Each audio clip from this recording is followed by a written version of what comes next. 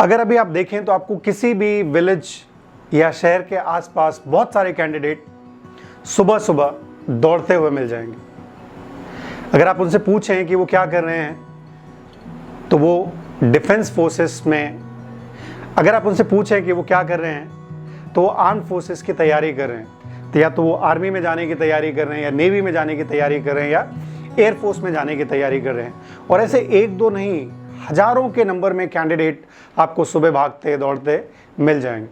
अभी मुझे एक मौका मिला एनसीसी के बच्चों के साथ एक सेमिनार करने का, तो उन सबके एक ही सवाल है कि सर हमारा रिक्रूटमेंट क्यों नहीं हो रहा है।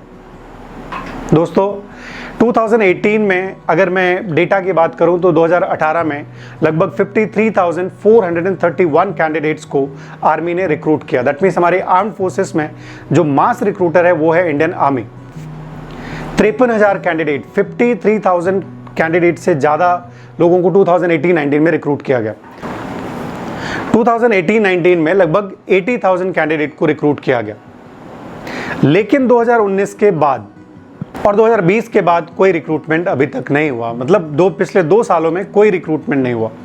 तो वो जो हजारों के नंबर में कैंडिडेट्स रोज सुबह भागते दौड़ते दिख रहे थे, उनमें से बहुत सारे बच्चों की थी वो एज निकल गई, या उनको लगता है कि जो लास्ट एज है वो पूरी हो गई। अब वो क्या करें? तो बहुत सारे बच्चों ने कुछ टाइम पहले दिल्ली में एक धरना प्रदर्शन किया, और उस धरना प्रदर्शन में उन्होंने अपनी जो मांगें थी वो गवर्नमेंट के सामने रखी। और उसमें से उनका जो सवाल था वो यही था कि रिक्रूटमेंट क्यों नहीं हो रहा है। उसके बाद फिर मार्च के महीने में हमारे जो डिफेंस मिनिस्टर हैं श्री राजनाथ सिंह जी ने पार्लियामेंट को जवाब दिया, और उसमें उन्होंने बताया कि रफली about 90 to 100 rallies per year plan की जाती हैं, लेकिन कोविड की वजह से उन रैलीज को ऑर्गेनाइज नहीं किया गया। ये सुनने में बड़ी अजीब सी बात लगती है कि हमारे इंडिया में इतने बड़े स्टेट का इलेक्शन हो सकता है कोविड के टाइम पे, लेकिन एक रैली भर्ती नहीं हो सकती। खैर उस मुद्दे पे हम बाद में आते हैं। हमारे यहाँ पर हर साल इंडियन आर्मी से 60,000 जो जेसीओज और अदर रैंक हैं वो रिटायर होते हैं। पिछले 2 सालों में अभी जो नंबर ऑफ वैकेंसीज हैं 1,30,000 से ज़्यादा वैकेंसीज तीनों फोर्सेस को मिलाकर यहाँ पर अभी भी हैं।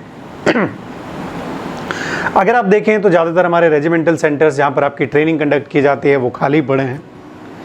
पिछली जो रैली भर्तीज हुई या जो भी भर्ती हुई, उन भर्ती का कोई रिजल्ट डिक्लेयर नहीं हुआ, इसकी वजह से सारे सेंटर्स खाली पड़े हैं। तो मैं आपको 2 साल पहले ले चलता हूँ। ये बात है 2020 की, जब जनरल विपिन रावत साहब थे, और उस टाइम पे हमारे जो प्रेजेंट चीफ हैं MM नरवणे साहब, उन्होंने एक प्रपोजल दिया, और उस प्रपोजल का नाम था tour of duty. That means एक ऐसा प्रपोजल जिसमें कुछ टाइम के लिए बहुत सारे कैंडिडेट जो फौज में आना चाहते हैं वो आएँ, कुछ टाइम सर्विस करें, इसके बाद वापस अपनी लाइफ में, सिविल लाइफ में चले जाएं। ये नया कोई प्रोजेक्ट नहीं है। अगर आप इजराइल में देखो तो बहुत सारे जो इजरायली यंगस्टर्स हैं वो कुछ सालों के लिए फौज में आते हैं, सर्विस करते हैं, और उसके बाद वापस अपनी सिविल की लाइफ में चले जाते हैं, या कोई बिजनेस करते हैं, या कोई दूसरी जॉब करते हैं। बहुत सारे काम वो जाके वहाँ पर करते हैं।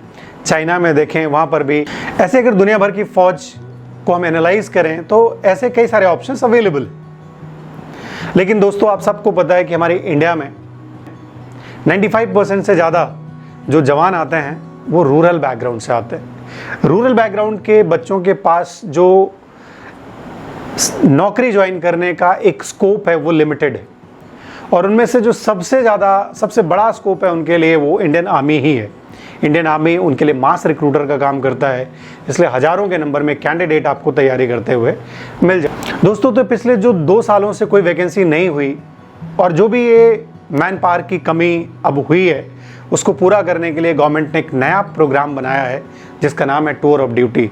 दैट मीन्स आगे से जितना भी रिक्रूटमेंट होगा इंडियन आर्मी में, नेवी में और एयरफोर्स में, वो इसी टूर ऑफ ड्यूटी प्रोग्राम के तहत होगा।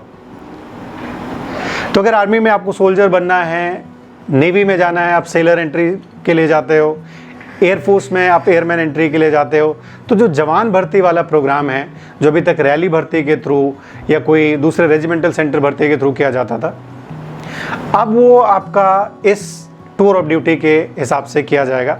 तो आज के इस वीडियो में हम टूर ऑफ ड्यूटी के बारे में बात करेंगे।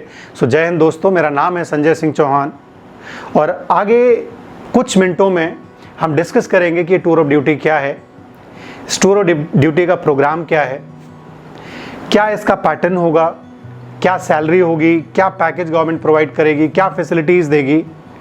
आप लोगों के कई सारे सवाल होंगे कि क्या ये जो टूर ऑफ ड्यूटी है इसके थ्रू रेगुलर जॉब भी की जा सकती है, दैट मीन्स परमानेंट हम फौज को सर्व कर सकते हैं या नहीं कर सकते।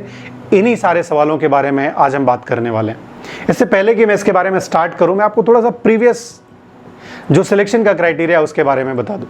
जो पहले सिलेक्शन का क्राइटेरिया था इन तीनों फोर्सेस के लिए, वो या तो रैली भर्ती होती थी या रेजिमेंटल सेंटर्स से भर्ती होती थी, और साल में रफली अबाउट 90 to 100 के बीच में ये रैली भर्ती निकलती थी पूरे देश में, जिसमें हजारों के नंबर में कैंडिडेट्स को रिक्रूट किया जाता था। एक बार ये जब भर्ती होती थी तो पहले आपका फिजिकल हो जाता था, उसके बाद फिर आपका रिटन का टाइम दिया जाता था आपको रफली अबाउट 1.5 मंथ का, और उसके बाद फिर आप रिटन का एग्ज़ाम देते थे। रिटन का एग्ज़ाम पास करने के बाद आपका मेडिकल होता था और फिर फाइनली आप ज्वाइन करते थे। एक बार आप ज्वाइन करने के बाद आपके पास ऑप्शन होता था कि आप 15 साल तक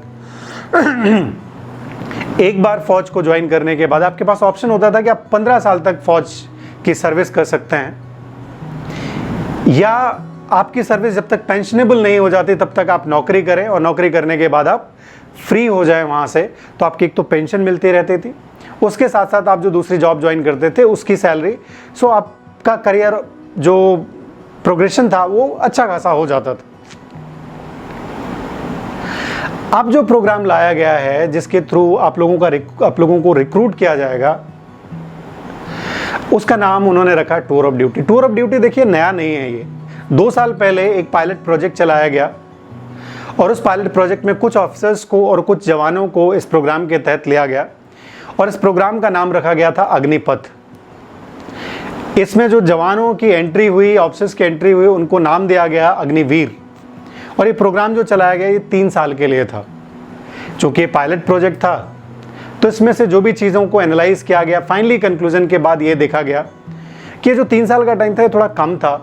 तो सरकार ने या डिफेंस मिनिस्ट्री ने जो डिपार्टमेंट ऑफ मिलिट्री अफेयर्स है, उन्होंने ये सजेशन दिया कि इस प्रोग्राम को 4 साल के लिए कंडक्ट किया जाए। तो अभी जो डेटा अवेलेबल है, अभी 3 दिन पहले की न्यूज़ है, ये आप अगर इंटरनेट में सर्च करें तो इसके बारे में पूरी डिटेल आपको मिल जाएगी।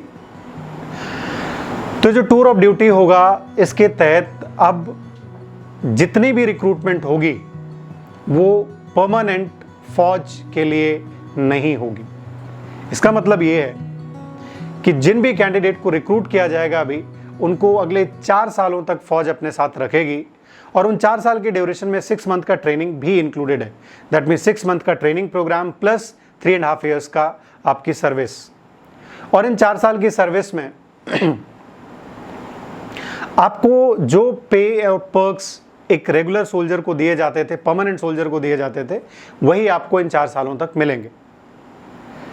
लेकिन 4 साल के बाद आप सबको वहां से फौज को छोड़ना होगा।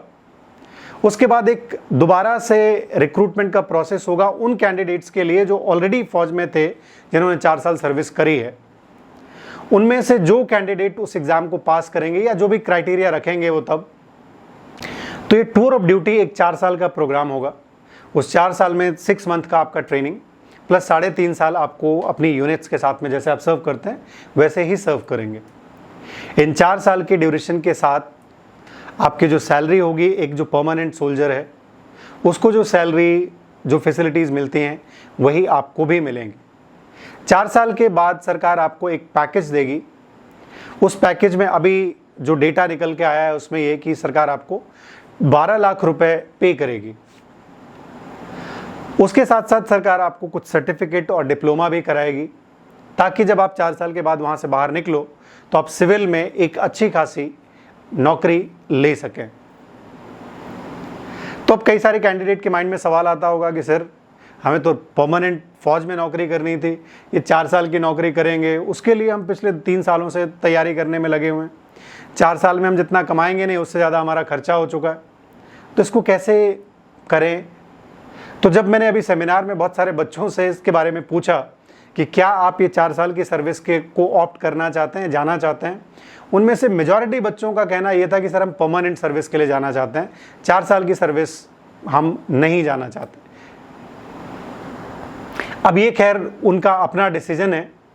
तो ये जो 4 साल की सर्विस होगी, 4 साल की सर्विस के बाद फौज आपको फ्री कर देगी, और उन्हीं कैंडिडेट्स को जो 4 साल सर्विस में रहे हैं उन्हीं का दोबारा से कोई एग्ज़ाम कंडक्ट किया जाएगा। एक प्रोफेशनल एग्ज़ाम होगा जिसमें जो भी चीज़ें आपने सीखी हैं, कौन से कैंडिडेट कितने मोटिवेटेड हैं, शायद उन सारी चीज़ों के बेस पे आपका जो ACR होगा, उसके बेस पे आपका जो ट्रैक रिकॉर्ड होगा उन 4 सालों में, उसके बेस पे आपने क्या स्किल्स एक्वायर करी हैं, उसके बेस पे दोबारा से फ्रेश एक रिक्रूटमेंट होगा, और वहाँ पर जो भी कैंडिडेट पास होंगे उनको परमानेंट कमीशन के लिए रखा जाएगा। दैट मीन्स आगे के आने वाली सर्विस वो कैंडिडेट पूरी करेंगे, बाकी जो कैंडिडेट होंगे उनको फौज से फ्री कर दिया जाएगा। आई होप आपको ये टूर ऑफ ड्यूटी का भी जो प्रोग्राम चालू किया गया है उसके बारे में क्लियर हो गई होंगी ये सारी चीज़ें। इसमें कई सारे मिथ आप लोगों के दिमाग में होंगे। उनमें से पहला मिथ ये कि क्या ये जो सर्विस निकाली गई है ये सिर्फ जवानों के रिक्रूटमेंट के लिए है तीनों फोर्सेस में, या ऑफिसर्स के लिए भी है। इनिशियली जब ये प्लान किया गया था तो ऑफिसर्स और जवान दोनों के लिए प्लान किया गया था, लेकिन अभी जो डेटा निकल के आया है उसमें ये फाइनल हो गया है कि तीनों फोर्सेस के लिए जो रिक्रूटमेंट होगा, जो जवानों का रिक्रूटमेंट है वो सिर्फ इस प्रोसेस के थ्रू होगा। 4 साल के बाद एक दूसरा मिसकॉन्सेप्शन दिमाग में ये भी था कि पहले जो डिस्कशन चल रहा था टूर ऑफ ड्यूटी का, उसमें कई सारे लोग ये बोल रहे थे कि कुछ परसेंट कैंडिडेट को 4 साल में हटा दिया जाएगा, कुछ परसेंट कैंडिडेट वहाँ पर बने रहेंगे। लेकिन अब बिल्कुल क्लियर कर दिया उन्होंने कि the end of the 4 years सारे कैंडिडेट को बिल्कुल फ्री कर दिया जाएगा। फ्रेश इंडक्शन होगा उन्हीं में से जो कैंडिडेट परमानेंट सर्व करना चाहते हैं डिफेंस फोर्सेस को। अब इससे एक एनालिसिस मेरा ये भी है कि क्या अगले 4 साल तक फिर कोई रैली भर्ती होगी, या क्या अगले 4 साल तक कोई परमानेंट रिक्रूटमेंट होगा। तो अगले 4 साल तक दोस्तों मुझे नहीं लगता कि कोई परमानेंट रिक्रूटमेंट होगा, क्योंकि यही आपका रिक्रूटमेंट है जो अगले 4 सालों तक कंटिन्यू होगा, और अगले 4 सालों के बाद फिर से तो अगले 4 साल के बाद जिन कैंडिडेट्स को परमानेंट इसी डिपार्टमेंट में सर्व करना है उसके लिए उनका एग्ज़ाम होगा, वो एग्ज़ाम आपको पास करना होगा। उसका डेटा हाल फिलहाल में अभी अवेलेबल नहीं है।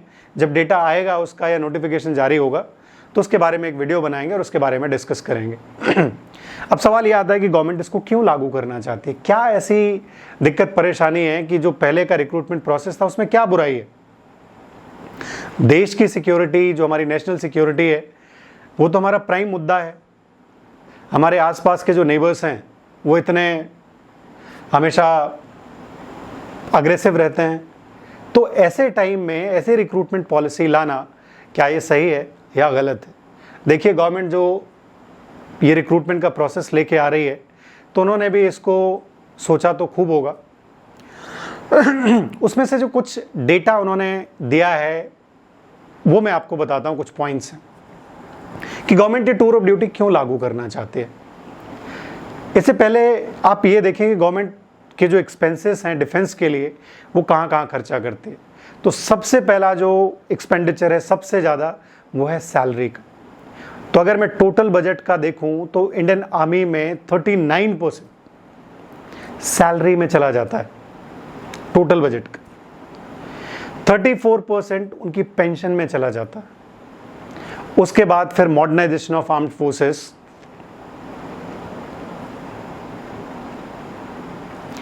प्रोडक्शन एस्टेब्लिशमेंट जो फौज के हैं उनमें एक्सपेंसेस, मेंटेनेंस और रिसर्च एंड डेवलपमेंट के एक्सपेंसेस, ऐसे बहुत सारे एक्सपेंसेस हैं फौज के। तो फौज का कहना ये है कि ये जो पैसा हमारा पेंशन में जाता है, ये जो सैलरी में एक्स्ट्रा खर्चा है, उसको हम वहाँ से बचा के और फौज के मॉडर्नाइजेशन के लिए अगर यूज़ करें तो उस पैसे का बेटर यूज़ होगा। उसमें कैंडिडेट कितना मोटिवेटेड है ये भी पता लग जाएगा और उसको प्रोफेशनली और स्किल एक्वायर करने में आसानी होगी। ये फौज का स्टैंड है। और ये tour of duty type concept ये सिर्फ इंडिया में नहीं है। अगर आप दुनिया भर की डिफेंस फोर्सेस को देखें तो बहुत सारी फोर्सेस ऐसी हैं जहां पर यंगस्टर्स को मैंडेटरली कंपल्सरली फौज में जाना होता है, कुछ टाइम सर्विस देनी होती है, सर्विस देने के बाद वो वापस अपनी सिविल की लाइफ में आ जाते हैं, अपनी पढ़ाई करते हैं, अपने जॉब्स करते हैं, जो भी काम करना है उनको उसको कंटिन्यू करते हैं। ऐसा ही प्रोग्राम हमारी फौज भी स्टार्ट करने वाली है। ये एक वेलकम मूव है, ये मेरा अपना ओपिनियन है। अब कैंडिडेट्स के लिए क्या बेनिफिट्स है अगर हम इसके बारे में बात करें तो देखिए मेरा ये अपना ओपिनियन है। अगर हम इसके बारे में बात करें तो अगर आप 18 साल की उम्र में, क्योंकि अगर आप आर्मी नेवी एयरफोर्स में जाना चाहते हैं तो आपकी जो एज है, आर्मी की अगर मैं बात करूं तो आपकी जो एज है वो 17.5 से और 21 साल तक की उम्र है। अगर इस बीच का कोई भी कैंडिडेट, मान लो चलो मैं बोलता हूं कि 18 साल की उम्र में कोई कैंडिडेट अगर फौज में आ जाता है, इसी प्रोग्राम के अंडर ही आ जाता है, तो अगले 4 साल तक वो फौज में रहेगा, तो 18 साल का भी है, 4 साल में 22 साल का हो जाए। 12 लाख रुपए का पैकेज सरकार जब वो छोड़ेगा तब देगी, जो कि सैलरी से अलग है। और अभी एक एवरेज सैलरी अगर मैं देखूं तो रफली 25 से 26 हज़ार रुपए एक जवान जब रिक्रूट किया जाता है तो उसको मिलती है। तो हर साल रफली अबाउट 3 लाख रुपए उसको मिलते हैं। तो 4 सालों में 12 लाख रुपए ये हो गए, प्लस 12 लाख रुपए आपको पैकेज का मिलेगा। तो इन 4 सालों में आपने रफली अबाउट 25 लाख रुपए कमाए। उस 25 लाख रुपए को 4 साल बाद जब आप फौज से बाहर निकलो तो आप अपनी एजुकेशन में यूज़ कर सकते हो, कोई बिजनेस स्टार्ट कर सकते हो, कोई भी काम स्टार्ट कर सकते हो, आपको कोई स्किल सीखनी है उसके लिए यूज़ कर सकते हो। ये इंटायरली आपके ऊपर है कि आप अपने आप को किस तरीके से मॉडिफाई करना चाहते हो और उस पैसे का प्रॉपर यूज़ कर सकते हो। बाकी आप अगर जॉब में देखो तो अगर कैंडिडेट 26-27 साल का भी है, अभी वो नौकरी ढूंढ रहा है, लेकिन आप ये 22 साल की उम्र में, 23 साल की उम्र में इतने पैसे हैं आपके पास, इतना 4 साल का एक्सपीरियंस है, उसको कहीं पे भी यूज़ कर सकते हैं आप। तो ऐसे कई सारे बेनिफिट्स हैं इस टूर ऑफ ड्यूटी में, लेकिन ये जजमेंट मैं आपके ऊपर छोड़ रहा हूँ कि आपके हिसाब से ये जो प्रोग्राम है टूर ऑफ ड्यूटी का, ये अच्छा है या नहीं है। इसको कमेंट बॉक्स में ज़रूर लिखें। आई होप आज के इस वीडियो में आपको टूर ऑफ ड्यूटी के बारे में पता चल गया होगा। अभी जो डिपार्टमेंट ऑफ मिलिट्री अफेयर्स है ये इसके फाइनल स्टेज में है और अभी जो डेटा अवेलेबल है उसमें ये कहा जा रहा है कि इस महीने के आखिरी तक, मई के आखिरी तक ये फाइनलाइज होके और गवर्नमेंट को दे दिया जाएगा। गवर्नमेंट जल्दी ही इसको इम्प्लीमेंट करेगी और आगे आने वाले टाइम में आपका जो रिक्रूटमेंट होगा वो टूर ऑफ ड्यूटी के तहत ही होगा।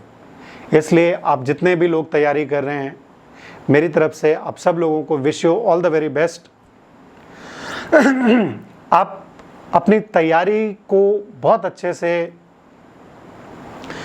आप अपनी तैयारी कंटिन्यूसली जारी रखें। बस एक चीज़ है जो आपको अब फोकस करना पड़ेगा, क्योंकि अभी तक क्या होता था, पहले फिजिकल होता था। अब जो पैटर्न आने वाला है उस पैटर्न में पहले आपका रिटन होगा, तो फिजिकल से पहले फोकस करिए कि आपका रिटन क्लियर हो। रिटन के लिए चूंकि all India, pan India exam conduct किया जाएगा आपका, इसलिए इसमें कंपटीशन तो बढ़ेगा। तो दोस्तों, जो आप पिछले इतने टाइम से तैयारी कर रहे हैं, आपकी फिजिकल की तैयारी होपफुली हो गई होगी, आप उसको कंटिन्यू रखें, लेकिन उसके साथ साथ अपनी पढ़ाई ज़रूर स्टार्ट कर दें, क्योंकि आपका ये जो रिक्रूटमेंट इतने टाइम से रुका हुआ है, अब ये रिक्रूटमेंट बहुत जल्द शुरू होने वाला है और उसके लिए ये प्रोग्राम आपका रेडी हो गया है। बड़ी जल्दी आपके बीच में इसका एक प्रॉपर नोटिफिकेशन फौज जारी करेगी। जब इसका नोटिफिकेशन आ जाएगा तो उस पर भी एक हम वीडियो बनाएंगे कि आपको किस तरीके से तैयारी करनी चाहिए, किन चीज़ों पर फोकस करना चाहिए। फिलहाल के लिए आज मैंने जो भी चीज़ें डिस्कस की हैं उसमें आपको इस पूरे प्रोग्राम के बारे में पता लग गया होगा। अगर आपके पास कोई भी डाउट है तो आप नीचे कमेंट बॉक्स में लिख सकते हैं। इस वीडियो को अपने फ्रेंड्स के साथ में शेयर करें ताकि ज़्यादा से ज़्यादा लोगों को इसके बारे में पता चले, ताकि ऐसा ना हो कि वो लगें अपना तैयारी करने में। और एक काम और करना है आपको, इस वीडियो को सब्सक्राइब करें ताकि जो भी अपडेट आगे आने वाले टाइम में होगा वो आपको जल्दी से जल्दी मिल जाए। मेरी तरफ से आज के इस वीडियो में इतना ही। Thank you.